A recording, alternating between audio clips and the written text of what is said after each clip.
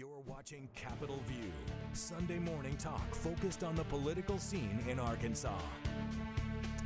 Welcome back to the program. Joining me now, U.S. Representative Steve Womack, Republican of Rogers. He represents the 3rd District of Arkansas. Congressman Womack, always a pleasure to visit with you. Congrats on your re-election.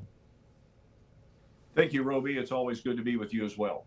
All right. The House Republicans are back in the majority for the first time in a couple of years. It is by a slim margin, however. I want you to tell me what probable Speaker of the House, Kevin McCarthy, I don't think it's formal yet, but tell me what's going to be the biggest challenge for Republicans in this new Congress with a very small margin?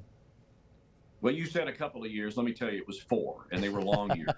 So it's been a struggle for us because, you know, the first several years I was in Congress, we were in the majority, and we had the gavels. We had the ability to set the schedule.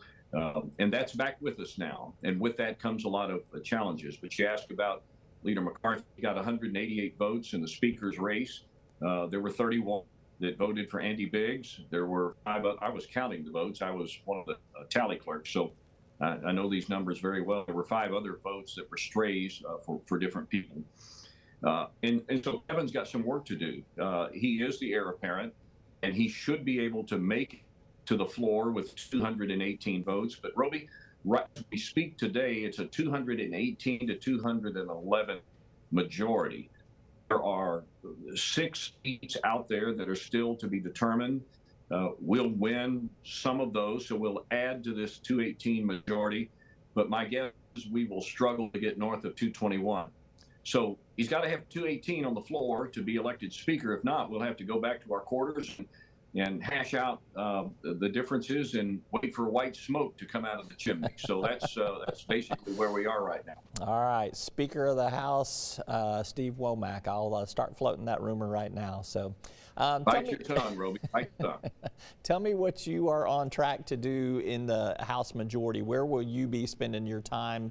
You know what committees you're going to be on? Are you going to be chairing any particular committees? Sure. I'm a senior appropriator, and for those that don't pay attention to Congress and the discretionary budget, there are 12 separate subcommittees, 12 different titles and appropriations.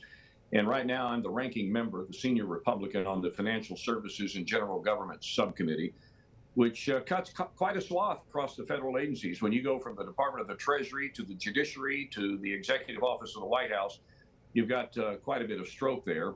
And my expectation is that I will be the cardinal on that subcommittee. Now, there are some things that have to happen between now and then, i.e. waivers for some of the other subcommittee chairs, the Tom Coles and Mike Simpsons of the world. But assuming that they stay where they are and there are no musical chairs going on within the committee, I expect to be the FSGG chairman. All right. Outgoing Speaker of the House, Nancy Pelosi, has indicated she will not be part of Democratic leadership going forward. Politics aside, what's your assessment of what type of speaker she has been for her party? You know, if you judge the effectiveness of a speaker by their ability to get things done, maintain control and order, particularly in slim majorities, and she had a very slim majority this last go-round. I give her high marks for how she was able to corral all of the people in her caucus. And she's got some rambunctious people in her caucus, the AOCs, the squad, those kind of people. We have the same dynamic going on our side. So from an effectiveness standpoint, the Speaker of the House, Nancy Pelosi, is as good as there is in terms of speakership. Now, we can disagree all day long on policy, and we do. And we think there's a different path for America to really restore kind of the American the exceptional nature of our country. So, and we will begin the process of doing that. But that's going to bring about a challenge for the prospective speaker, Kevin McCarthy, with a 3 or 4 seat majority. I think Boehner put it pretty well one day when he said, the job of the speaker is keep all the jumping frogs in the wheelbarrow at the same time. And we've got a lot of jumping frogs in our caucus.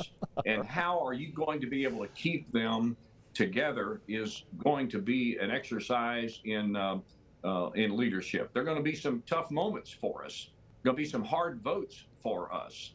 But at the end of the day, I think we're up to the challenge, and we'll frame that 2024 cycle by how effective we are in prosecuting the role of the government, at least from the House's perspective. All right, things that I have gleaned from media reports that will be priorities in this Republican-led U.S. House: inflation, spending, oversight, investigating Hunter Biden, impeaching Joe Biden. Some of this sounds like policy, some of this sounds like revenge. What do you think Republicans should be focused on? What will you be focused on? I think the American public, the discerning voters, gave the House Republicans the mandate to govern in the House, specifically because there are a lot of kitchen table issues affecting everybody, not the least of which is high gas prices and high everything, with these inflationary spirals. We've got issues on the border. We've got issues with debt and deficit and CRs and omnibuses. And I think they just felt like that we're going to give this other side an opportunity to govern, and it will be up to us to do it. Now, are we going to spend our time doing revenge politics, which are investigations, impeachments, and other sorts of activities that you and I both know, and the public should know, is not going to go very far, particularly with a Democrat Senate and a Democrat in the White House? Or are we going to stand up and put forward the policies that we think can restore the exceptional nature of our country again? And I think that's where, if I'm calling the shots, that's where I would like to see us go. Not that those other things aren't important. Accountability is certainly a big issue for a lot of people. But at the end of the day, I think we've got to be able to make government work for the people again, and that would be our charge. Let's talk about, just briefly, former President Donald Trump announces this week that he is throwing his hat back in the ring for 2024. Are you on the Trump train? Are you open for another Republican leader? And I would mention that Governor Asa Hutchinson's part of that conversation. I think, to be fair, and I've said this to my county committees and other partisans, that to be fair, we need to evaluate the candidates that are willing to put their name forward. And there are a lot of names out there. And I will remind my Republican friends of this.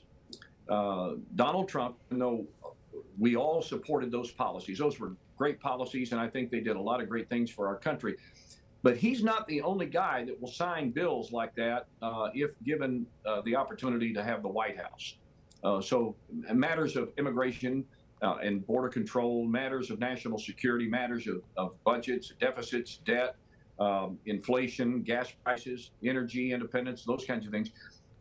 We will all rally behind those policies, no matter who's in the White House. So I think what we need to do is give all of the prospective candidates an opportunity to make their case. I will support our nominee, whomever that is, because I believe that we have the better solutions for the problems that challenge all Americans. But we need to let that process unfold. And I think to just simply ignore the other potential candidates out there, because one of the candidates is a former president, I think would be, kind of counterproductive and counterintuitive to our political way of life. I got about 60 seconds left. What's going to happen in this lame duck Congress? What do you hope gets done before the end of the year? Well, I'm hopeful that we'll get a budget funding the government of the United States beyond December 16th, which is where we're funding now. If we don't have something by then, we'll lapse in appropriations and force a shutdown. I'm hopeful that we'll get that done.